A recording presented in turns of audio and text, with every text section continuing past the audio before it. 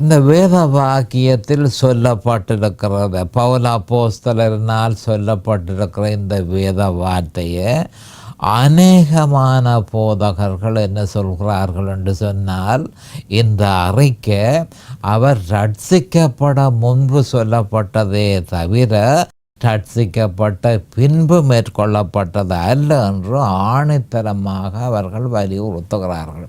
அநேகமான கிறிஸ்தவ சபைகளில் இதனுடைய தாற்பயம் சரியான முறையில் அவர்கள் விளங்கி கொள்ளாததன் நிமித்தம் அவர்கள் ஒரு முடிவுக்கு வந்திருக்கிறார்கள். அது அப்படி என்று சொன்னால், ரட்சிக்கப்பட்டிருந்தால் இதுகள் ஒன்றும் நடவாதே, அப்படியாயிருந்தால் அவர் ரட்சிக்கப்படவில்லை, ரட்சிக்கப்பட முந்தி இந்த மாதிரியான பிரச்சனைகள் எல்லாருக்கும் இருந்தது தான்.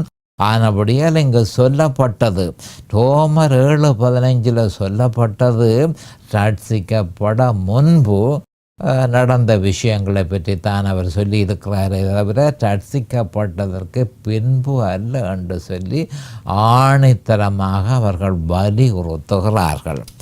ஆனால் இத்தகைய உபதேசம் வேதத்துக்கு முழுதும் முரணாக இருக்கிறது என்பதை நாம் அறிந்து கொள்ள வேண்டும். வேத வார்த்தைக்கு இசைவாக இந்த மாதிரியான உபதேசம், அதனை இந்த மாதிரியான உபதேசம் அது அவர் ரட்சிக்கப்பட முன்பு நடந்தது, அதை பற்றி சொல்லுகிறார். இந்த மாதிரியான சிந்தனை, இந்த மாதிரியான உபதேசம் வேத வார்த்தைக்கு முற்றிலும் முரணானது என்பதை நாம் அறிந்து கொள்ள வேண்டும். அப்போ உண்மையில் நடந்தது என்னென்று சொன்னால், பவுல் அப்போஸ்தலர் ரட்சிக்கப்பட்ட பின்பு தான் தேவனுக்கு முன்பாக நீதியாகவும் பரிசுத்தமாகவும் வாழ வேண்டும் என்று தன் சுய பலத்தினால கடும் முயற்சி செய்து அந்த முயற்சி ஒன்றுமே பலனளிக்காமல் போனது. பலனளிக்காமல் போனதன் நிமித்தம் தேவனுக்கு எதிராக மறுபடியும் பாவம் செய்து தான் ஏன் அப்படி செய்கிறேன் என்பது எனக்கு விளங்கவில்லை. ஏன் இந்த விதமான மோட்டுத்தனமான வேலைகளில் நான் ஈடுபடுகிறேன்?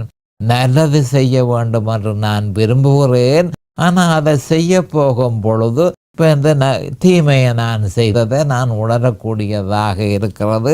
அப்போ தேவனுக்கு எதிராக நல்லது செய்ய என்று வெளிக்கிட்டு அவருக்கு எதிராக நான் பாவம் செய்கிறேனே, அது ஏன் என்று எனக்கு விளங்கவில்லை என்று அவர் வேதனைப்பட்டு சொல்லியிருப்பதைத்தான் நாங்கள் ரோமர் 7:15 காணக்கூடியதாக இருக்கிறது.